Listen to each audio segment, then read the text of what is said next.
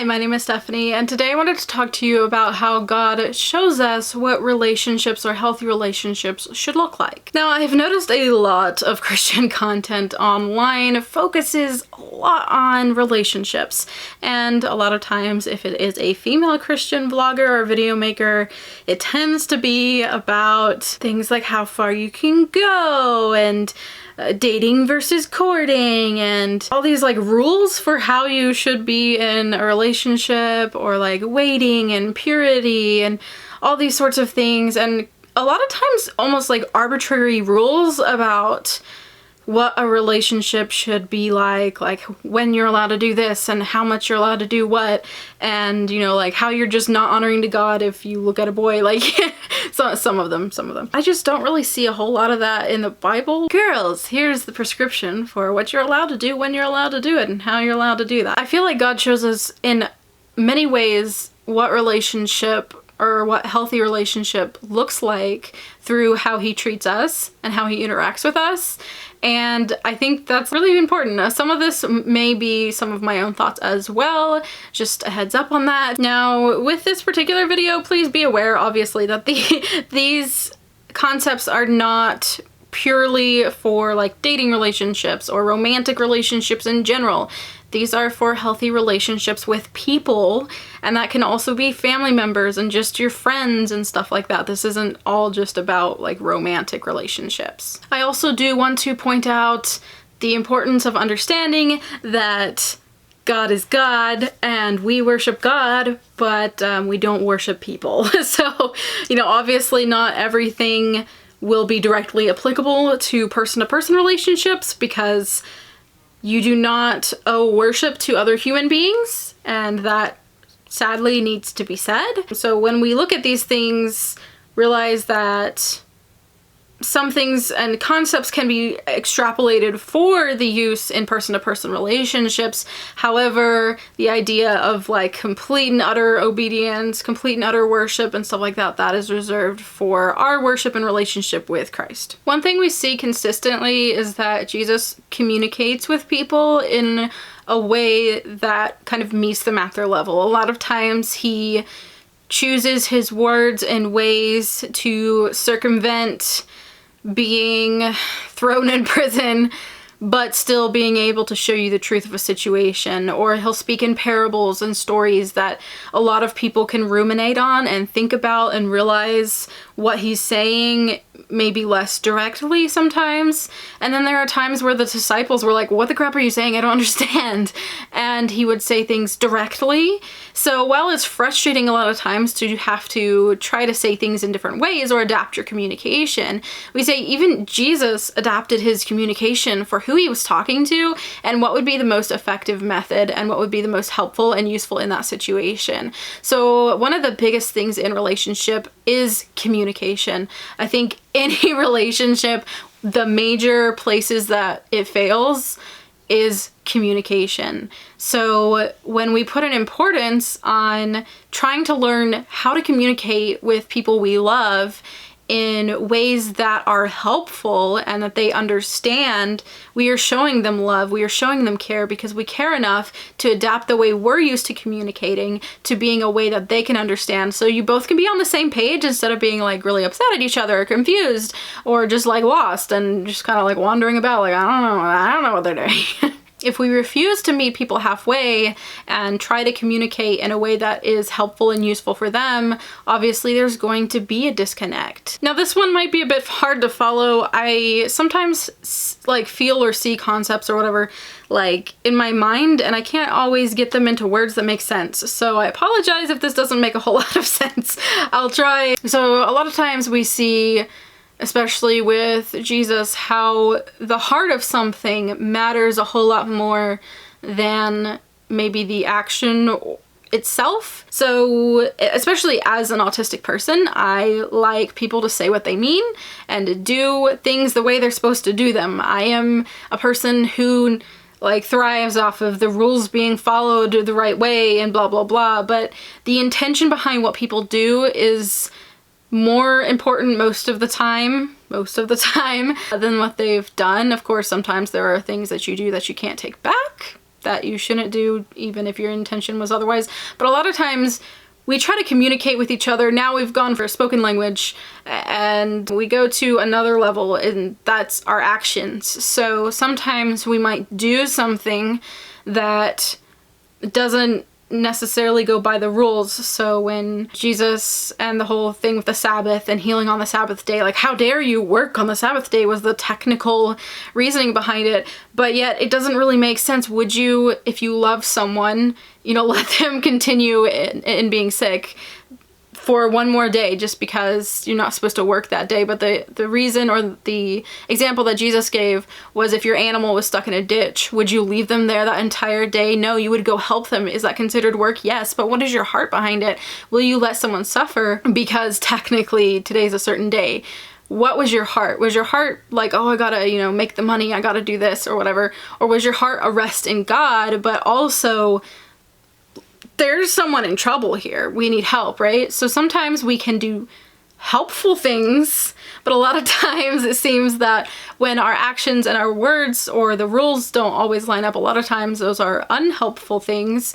Someone might do something that doesn't make sense or seems like it comes from one cause, and it might be coming from a different situation or a different thing. So I guess what I'm trying to say is it's useful to try to find out the root of why. Basically, why? Why did you do that thing?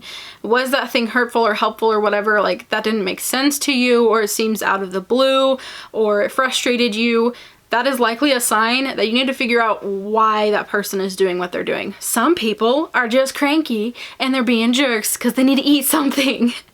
But other times it's because something else is bothering them, or they're maybe being maladaptive in their behaviors towards other people. Or if they don't have a real good reason and they're not improving, that might be a signal to you to get out of that relationship so that you're not stuck with someone who refuses to improve upon maladaptive, abusive, or negative behaviors. Another thing is that concept of turning the other cheek. I think might be better illustrated by the times where Jesus, being sinless, had the right to put out that judgment against other people. A lot of times in our lives and relationships, when we get that chance that we're in the right and someone else is in the wrong, we tend to want to like jump in and give them their punishment, what they deserve. And that's our chance to yell at them. That's our chance to punish them like we felt like we'd been punished.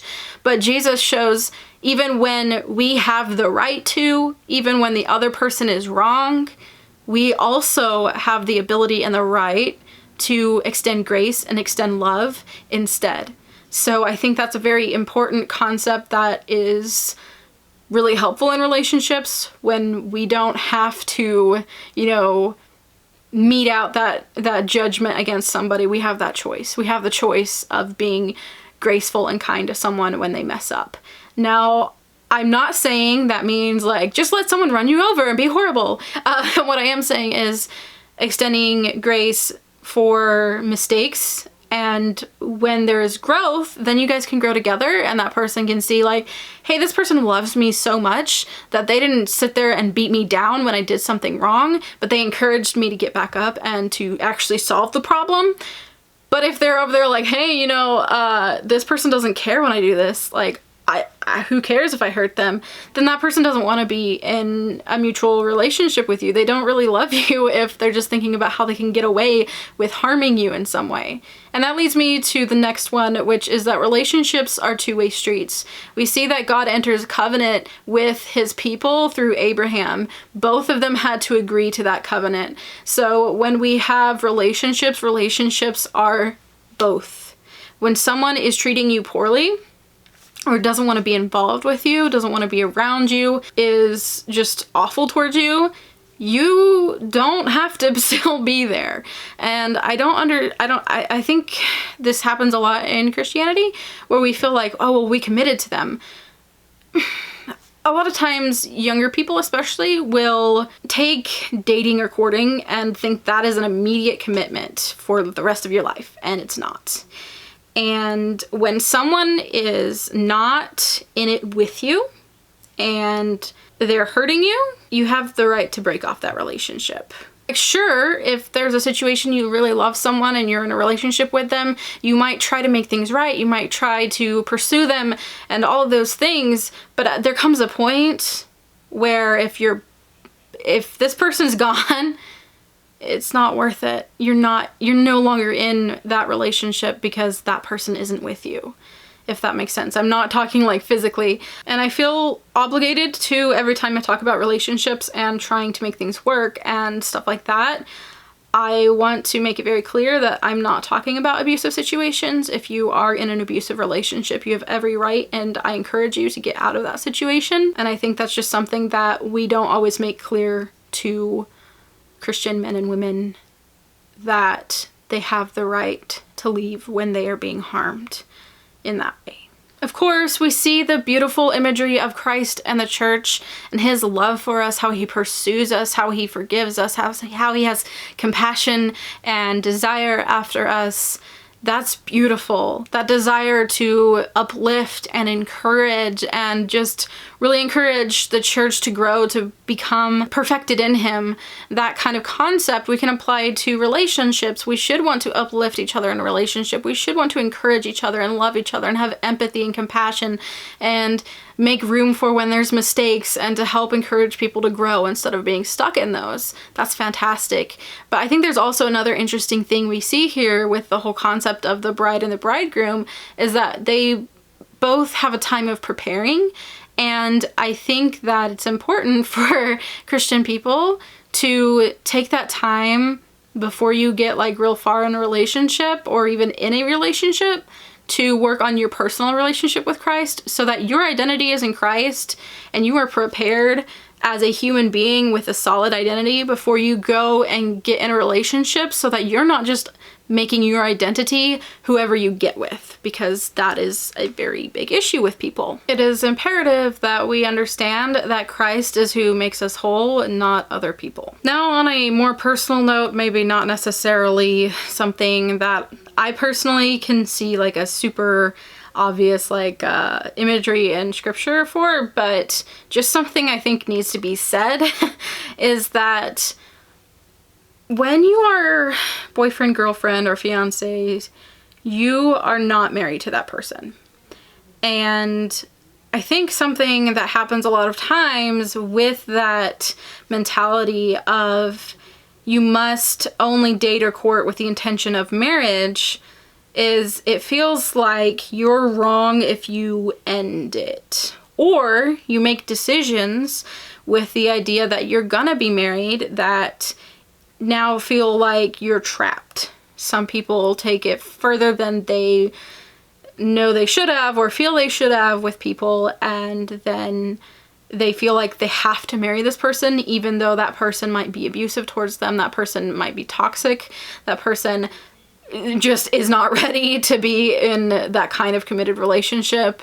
Like, it's just a hot mess and marriage isn't gonna fix it kind of situation. But a lot of times, especially it seems to me on the girl side, but a lot of times even on the man's side, this idea of like, I have to go through with it now. I have to be married to this person now. No, you do not. That person does not, you're not in that commitment yet. And people who, sometimes they'll be kind of controlling, like, oh, well, you're gonna do this and you're gonna do that because we're in a relationship. No, we're not married. If we're not married, then no. I'm seeing if this is gonna be something that I'm willing to live with for the rest of my life. And if you think that you have possession over every part of my autonomy when we're just dating or courting or whatever, no, absolutely not. And I think that a lot of times with the whole concept of like purity and like the right way to be in relationships with people through Christianity and stuff, we tend to think that the minute we're in a relationship, like that's forever. And that isn't the case. There's a reason, there's a time before being married to somebody. And if someone is showing you red flags like being controlling or being abusive or whatever else, that is your chance to leave. I don't care if you had sex before marriage. I don't care if you did whatever else or let them have you. Some people are Some people do things like let them have like a joint bank account or something and they're just dating, like things like that don't make sense until you're like, when you're in this situation. Maybe it made sense to you at the time, but a lot of times there's these things where like, oh my gosh, I can't take that back. If you're not married, get out.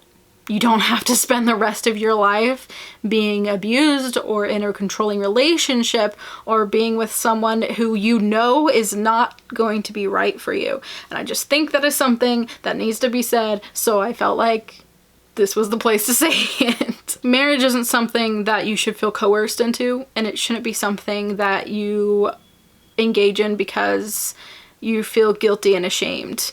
When Christ comes for the church as his bride, I don't think he wants to see a church guilty and ashamed. That's not the point.